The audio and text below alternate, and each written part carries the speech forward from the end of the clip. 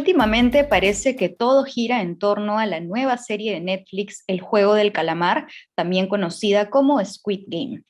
A grandes rasgos, esta serie trata sobre una competición a la que se ven sometidos 456 participantes, que si bien se trata de juegos infantiles, en caso de estos participantes alguno de ellos pierda, puede resultar mortal. El director de esta serie, Hwang Dong-hyuk, ha dicho que no solamente es una serie que muestra un juego y problemas que tienen los participantes de la misma serie, sino que quiso reflejar en los episodios un problema de que él sufrió cuando era más joven. Cuando él era más joven tuvo muchos problemas de endeudamiento y también quiso que otro aspecto que se reflejara en la serie fuera la desigualdad económica de las personas que viven en Corea del Sur.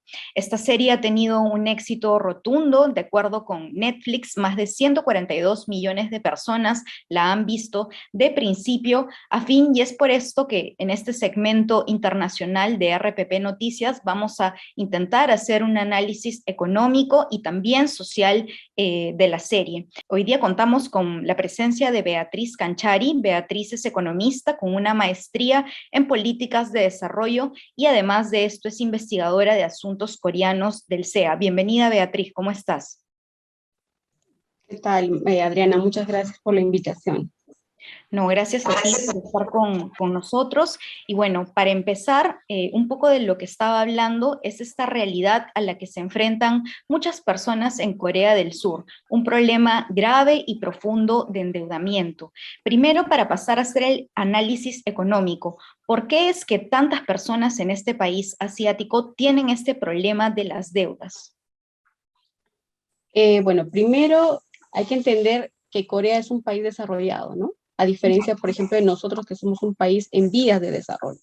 Entonces, al entender esas dos realidades, digamos, los estándares, el costo de vida también es muy diferente. Entonces, en Corea, por ejemplo, o sea, a pesar de que el salario mínimo, por ejemplo, comparado con el nuestro, es casi 4 veces más en dólares, eh, digamos, los costos son altos. O sea, el costo de vida es alto porque, por ejemplo, ellos no producen alimentos, lo tienen que importar todo, porque básicamente produce y exporta tecnología, digamos, equipamiento, autos.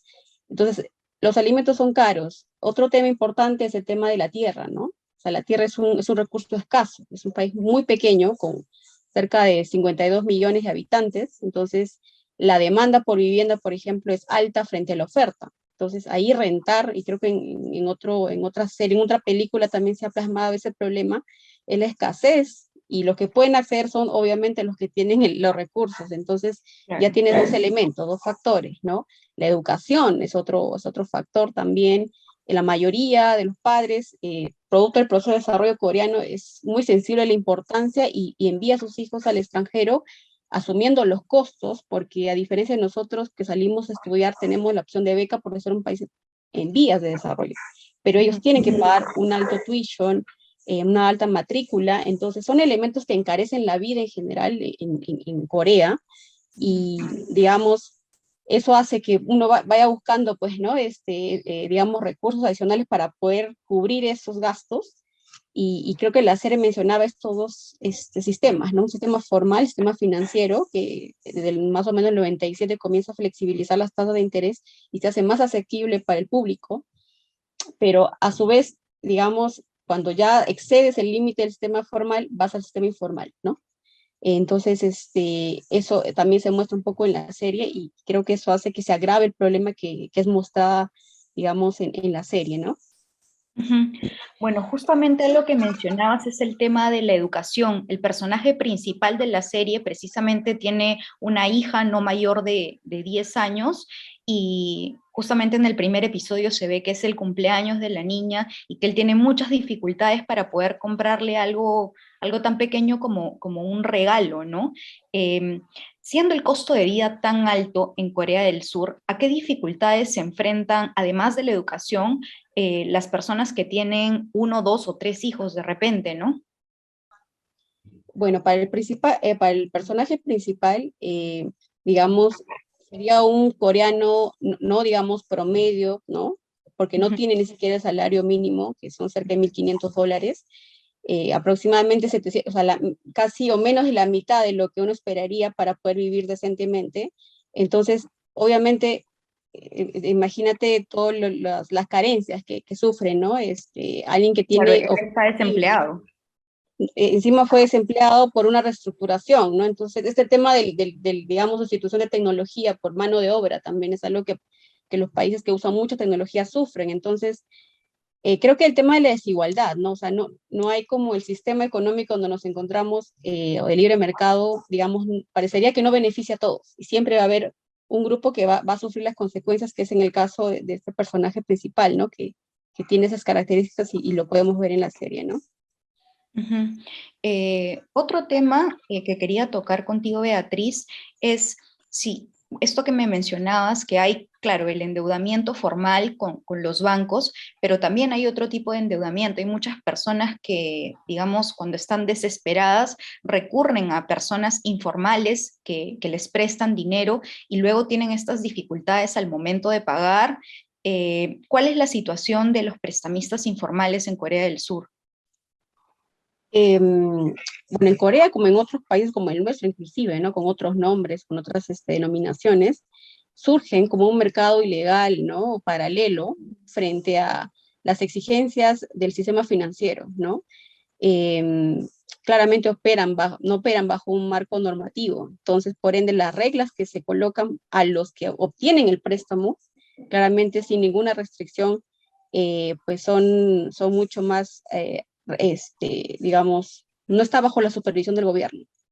O sea, usan la violencia, usan esta presión inclusive a familiares, ¿no? Porque les piden los datos completos para tener pues el control sobre sus vidas, ¿no? Creo que en la parte del primer episodio se muestra eso, la crueldad, ¿no? Cómo funciona para poder tratar de cobrar lo que le prestó inicialmente, pero creo que es algo, digamos, es difícil de poder dimensionar eso cuando es un mercado no formal, ¿no? No es un formal. Y desde mi experiencia, que yo he vivido un año en Corea estudiando, a cambio aquí en Perú tú puedes ir a una calle y puedes encontrar, digamos, un mercado paralelo. Allá es muy difícil encontrar esos lugares, entonces creería que es algo bien como secreto, oculto, o bueno, hay ciertos contactos en los cuales tú puedes acceder a ellos, ¿no?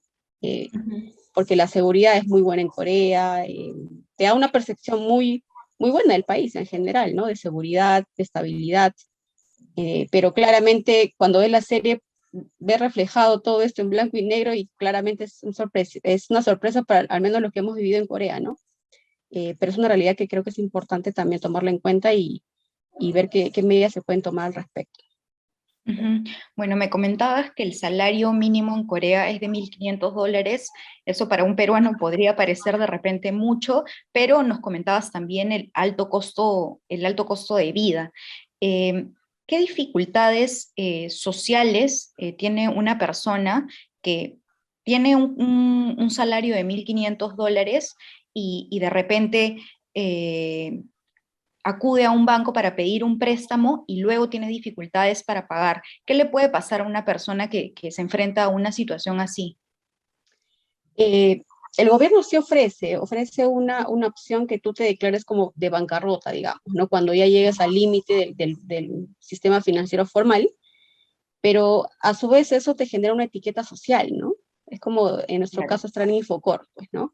Entonces, la sociedad coreana es una sociedad bastante, diría yo, ¿cómo te puedo explicar? Formal, muy conservadora. Entonces, el hecho de que cuando tú vayas a presentarte un trabajo, por ejemplo, ya tienes ese antecedente. Entonces, eso te dificulta inclusive obtener un trabajo o un ascenso en general. Entonces, creo que esas personas lo que hacen es trabajar de manera informal. O sea, hay comercio en Corea también. Hay el hecho o sea, cuidadores, no tanto, pero sí hay mucho, digamos, comercio no informal, pero en las calles, formalmente, claramente, o venta de productos en mercados grandes, medianos. Entonces yo creo que ellos tienden a recurrir a eso porque, digamos, el sistema formal ya los, digamos, los bloqueó por un tiempo, ¿no? Que inicialmente es un alivio porque ya no te están, digamos, insistiendo con el pago, pero socialmente creo que es un bloqueo, ¿no? Es un bloqueo temporal. Y yo creo que la idea es más bien prevenir que las personas lleguen a eso, ¿no? Es un poco difícil, como te digo, por el propio hecho de vivir en Corea, por el tema de esto de los recursos, ¿no? O sea, todos necesitamos una vivienda, y en el tiempo, mientras más la población crezca, la demanda va a ser mayor frente a la oferta. Ya llegó eso en Corea. Entonces, creo que ese es uno de los principales factores que el gobierno enfrenta ahora, ¿no? ¿Qué hacer con eso? Porque es la ley del mercado, ¿no? Si la oferta es menor a la demanda, pues el precio va a fluctuar hacia arriba.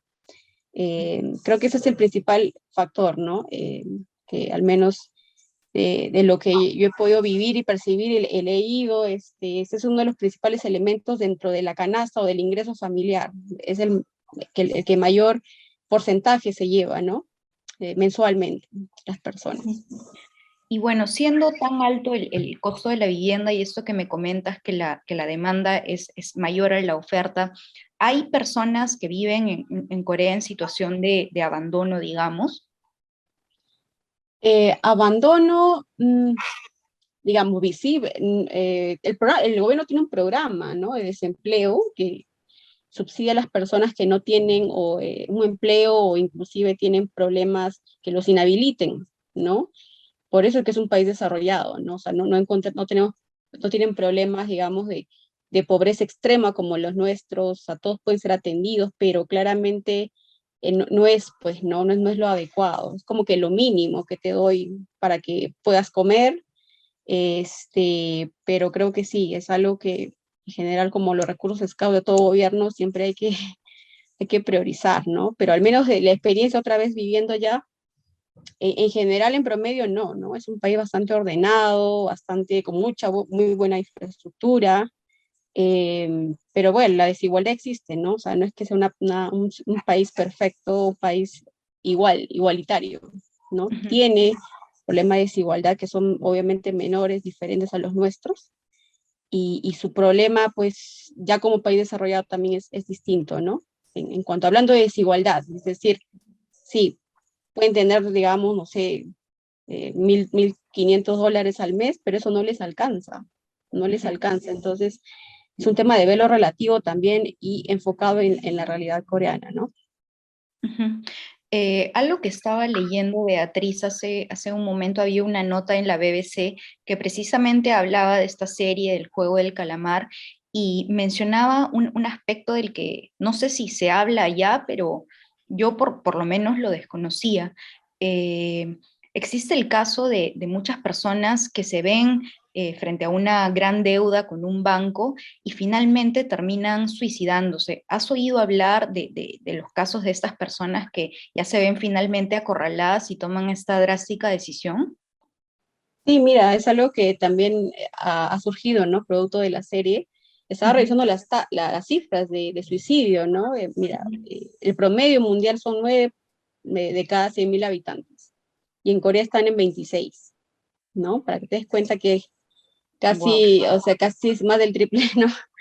es altísimo. Entonces, sí es altísimo. Entonces, algo o sea, digamos, mirando las series, ¿a qué nivel el ser humano puede, digamos, encontrarse cuando tienes esos problemas de finanzas, ¿no? Inclusive en el capítulo 2 habla del infierno, o sea, es decir, que prefieren estar en un juego en la cual se van a matar entre ellos, pero que estar en una realidad en la cual no tienen otra opción, ¿no? No tienen una opción en la Claro. cual pueden salir de eso, de ese círculo en la cual se han sumergido, y ya creo que hay un tema ya más emocional, psicológico también dentro de eso, ¿no? Que cuando llega un estadio de la persona, pues entra en crisis y en contradicciones, y obviamente el suicidio es una forma para librarse de todos los problemas, ¿no? Y los datos lamentablemente lo reflejan, ¿no?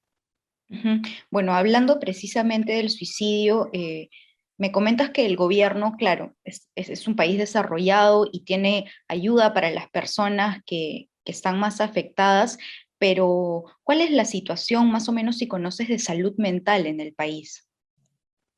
Importante punto. Em, o sea, los que hemos podido estar en Corea un buen tiempo, es difícil de percibirlo, ¿ya? Ujú. Em, Creo que es una ciudad bastante, digamos, socialmente correcta, socialmente correcta, muy respetuosa, y lo puedes ver, ¿no? Pero claramente desde afuera es una sociedad de esa forma, pero ya cuando tienes relaciones, digamos, interpersonales, vas conversando con los coreanos, que es una, digamos, una cultura bastante cerrada, ¿no? No es como los latinoamericanos que somos rápidamente, digamos, compartir nuestras experiencias, hay una cierta libertad, y creo que es algo que lo noté cuando vivía allá, pero de escuchando de los coreanos mismos, ¿no? Y sí hay una cierta, digamos, temas, qué sé yo, frustraciones quizás, por esa presión social, ¿no? Esa presión social de poder alcanzar ciertos estándares que son bastante elevados, ¿no? O sea, el hecho de que trabajes en una compañía de renombre como Samsung, Hyundai, te da un prestigio social. El tipo de carro que uses, el color que uses, dónde vives, por ejemplo, el hecho de que invites a alguien a tu casa y que pueda ver qué cosa tienes, si has mejorado, ¿no? O sea, es como que estás todo el tiempo observado. Entonces es una presión, ¿no? Una presión mental que toda persona, digamos, tratemos de imaginar nosotros, sin tener esa libertad de que estés viviendo, digamos, con críticas de tu entorno. Entonces, creo que a partir de la secundaria es que comienzan estos problemas, ¿no? Porque por la presión de ingresar a las mejores universidades del mismo Corea, de Estados Unidos, entonces los jóvenes estudian más de 12 horas en secundaria, estudian inglés, cosas paralelas, entonces sí lo sumergen en una presión, y también el tema geográfico es un tema importante, porque a pesar de que esté conectado al norte, pero por los problemas que tiene, y luego tienes China, es como una isla, ¿no? Que está atrapada, entonces le es difícil un poco que esté conectado, o sea, no tiene una frontera, un país en los cuales rápidamente pueden acceder. Entonces, ya se acostumbran a esa realidad, y llega un punto en el cual obviamente se saturan y toman, digamos, decisiones como el suicidio, inclusive dentro de adolescentes, ¿no?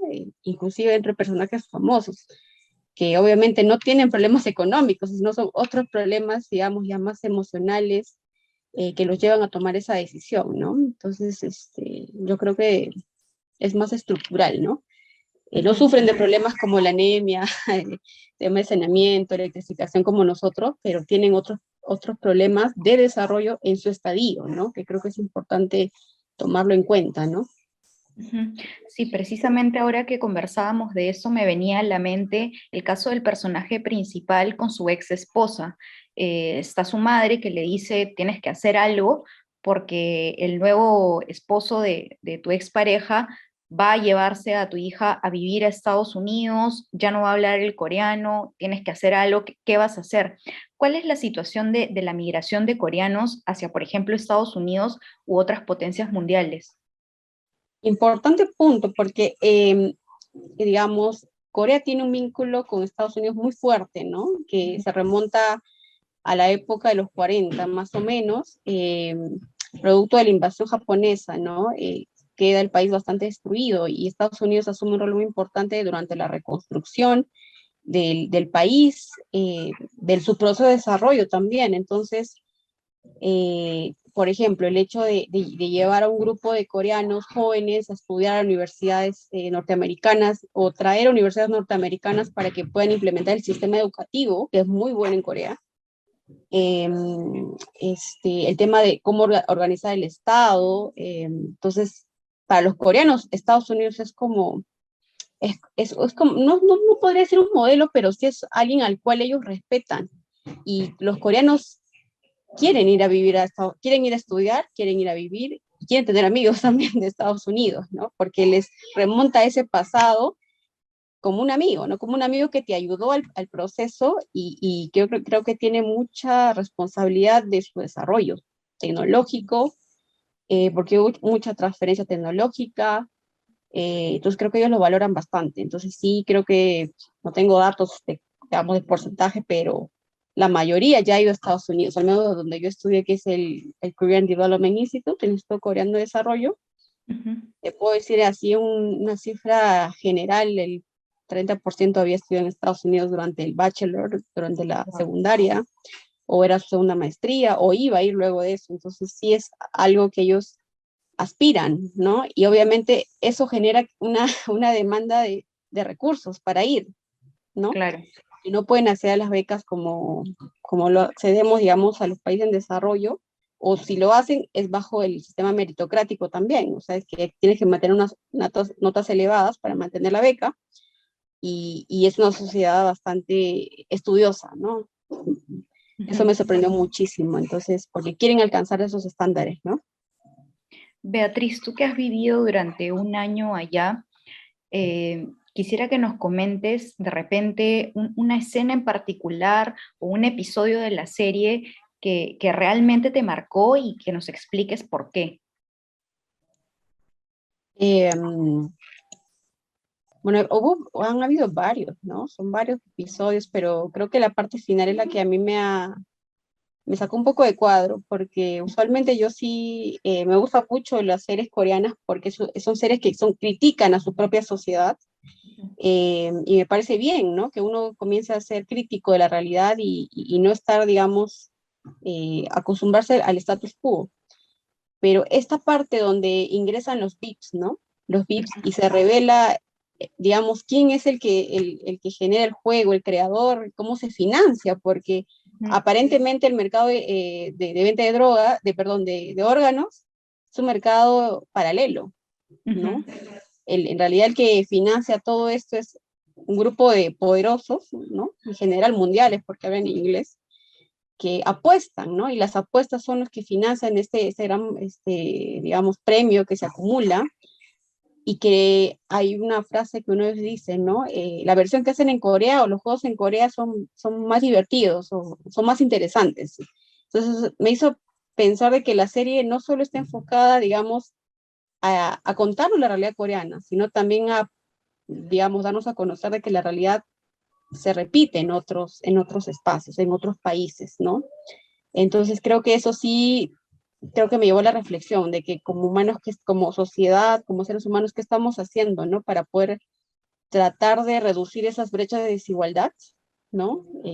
O sea, es lamentable, ¿no? Lamentable es que tú puedas, digamos, jugar para poder tratar de matar a alguien más cercano, ¿no? Eso es muy duro, ¿no? Entonces creo que esa parte, ¿no? Me marcó muchísimo, ¿no? De que no es no es una realidad solamente coreana, sino que es una realidad global, ¿no? Yo la veo de esa forma. Un poco para ir finalizando, tengo dos preguntas adicionales. Primero, para ti, ¿qué otros personajes de la serie representan, digamos, problemas sociales o económicos que usualmente una persona que viene de Corea no hablaría abiertamente? Sí, yo creo que el número 67, igual es muy preciso, pero para los que han visto o los que vayan a ver, el nombre es Sebyok, de esta chica, que es una norcoreana, ¿no? Una norcoreana que, digamos, vive en Corea del Sur, ¿no? Pero tiene la familia partida, ¿no? El papá que falleció tratando de cruzar digamos, el norte hacia el sur, y El la hermano mamá pequeño. el hermano pequeño que está en un albergue, y la mamá que sigue en el norte porque lamentablemente no logró cruzar. Entonces, sí, yo creo que el problema que tiene Corea es eso, ¿no? Que es un país partido. Es un país partido en dos, y eso ha generado en el tiempo que también hay una fragmentación social, de cómo los coreanos que viven en el sur miran a los del norte, ¿no? Porque sí hay personas que logran, digamos, cruzar y salir, digamos, del contexto donde viven en el norte, pero la inserción es dura. Inclusive yo he leído casos estando en Corea de personas que logran, pero no encuentran formas de integrarse. El gobierno les da un apoyo, pero hay una discriminación social, ¿no? Inclusive si hay la discriminación dentro de los propios coreanos del sur por no alcanzar estándares, imagínate cómo ven ellos a los del norte, ¿no? Entonces yo creo que ese sueño que comenta el personaje de poder comprarse la casa, de ir a la isla de Jeju, que para uno del sur la compañera le dice, pero solo a Jeju, piense más grande, ¿no? Pero no estamos pensando en la realidad de los norcoreanos. Entonces yo creo que es un problema actual que tiene Corea del Sur. Inclusive tienen un ministerio de integración, ¿no? Porque piensan y anhelan integrar a esa parte digamos, del país, pero creo que todavía les falta socialmente ver cómo se van a integrar los ciudadanos, ¿no? Entonces, eso me parece bien interesante que lo reflejen en la serie, y que es bien difícil desde aquí nosotros ver a menos que vayas a Corea y estés enterado un poco de las noticias, y creo que sí, porque igual hay un límite y no puedes acceder, ¿no?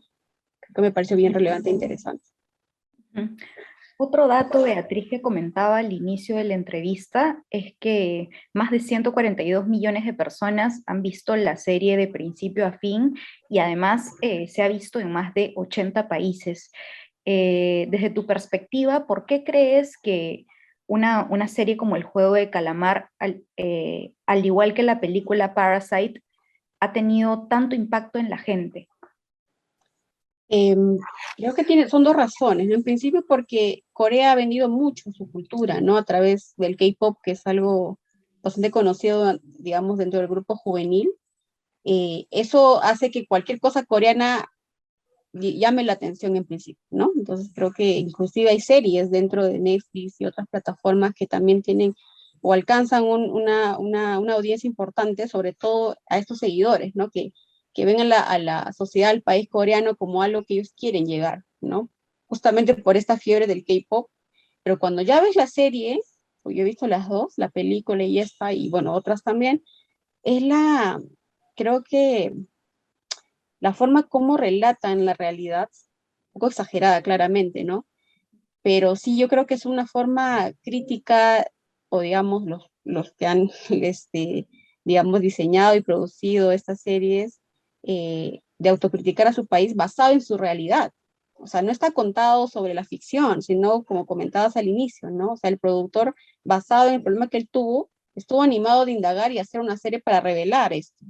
Ujú. Claramente no es así como te comento, porque parecería que sí, ¿no? Que tiran a las personas, secuestran y te ponen gases y te pueden dormir, pero no sucede así, ¿no? Claro. Entonces, creo que esa forma de relatar y de exagerar un poco, creo que ha llamado y ha capturado la atención. Y creo que también a los que veían como a Corea como algo ideal, le dice, oye, ¿en serio esto es Corea? ¿Esto está pasando? Entonces creo que también eso te llama la atención, ¿cierto? Porque no es algo que tú esperabas.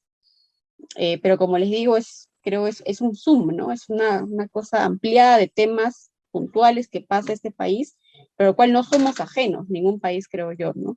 Y no podríamos tratar de, digamos, solamente señalar a Corea con esos problemas, sino que también nosotros en nuestro estadio de desarrollo tenemos, y que si seguimos avanzando en esa senda, quizás tengamos en algún futuro, ¿no? Y nos ayuda a anticipar también a qué podemos hacer, ¿no?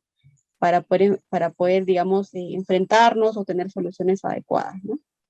Bueno, Beatriz, ha sido de verdad muy interesante conversar contigo. Para quienes recién se están conectando, hemos conversado hoy día con Beatriz Canchari. Ella es economista, tiene una maestría en políticas de desarrollo y también es investigadora de asuntos coreanos del CEA. Te agradezco mucho que nos hayas acompañado el día de hoy, y a quienes nos están viendo y todavía no se han atrevido a ver El Juego del Calamar, van a encontrar una serie que no solamente es divertida, sino que, como nos comentabas, tiene una crítica social bastante fuerte. Así es. Muchas gracias, Adriana, por la invitación.